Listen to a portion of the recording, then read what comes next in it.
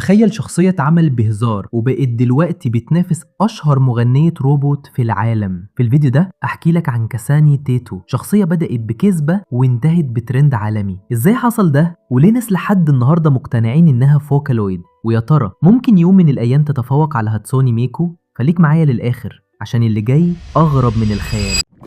كاساني تيتو شخصية بدأت كمجرد نكتة بسيطة وفجأة بقت نجمة من نجوم الإنترنت.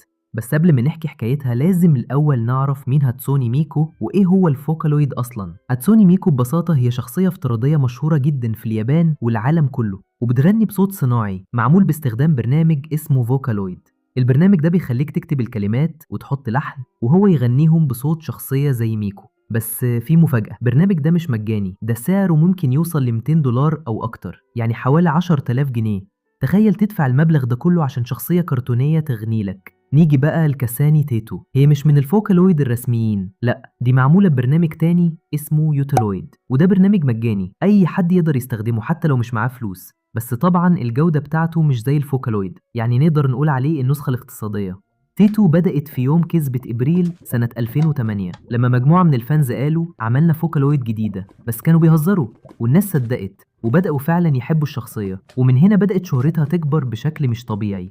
النهاردة عندها ملايين الفانز وعمرها المكتوب في القصة 31 سنة، بس شكلها كيوت جدا، تحسها في أولى إعدادي مش واحدة عندها تلاتينات. الرمز بتاعها العيش الفرنسي، وجنسها كيميرا، يعني مخلوق خرافي غريب كده، نصه إنسان ونصه مش عارف إيه بالظبط. ده غير إن شكلها ولبسها وحتى اسمها بيشبهوا هاتسوني ميكو بشكل كبير. جرب تقول هاتسوني ميكو كاساني تيتو هتحسهم توائم. تيتو كمان بقت تنافس ميكو جامد جدا وظهرت في أغاني مشهورة زي ميكو دوكا، واللي قلبت الترند وقتها على السوشيال ميديا، وفانزها خصوصا الرسامين والميمرز ساهموا جدا في شهرتها، دول خلوها ترند حرفيا.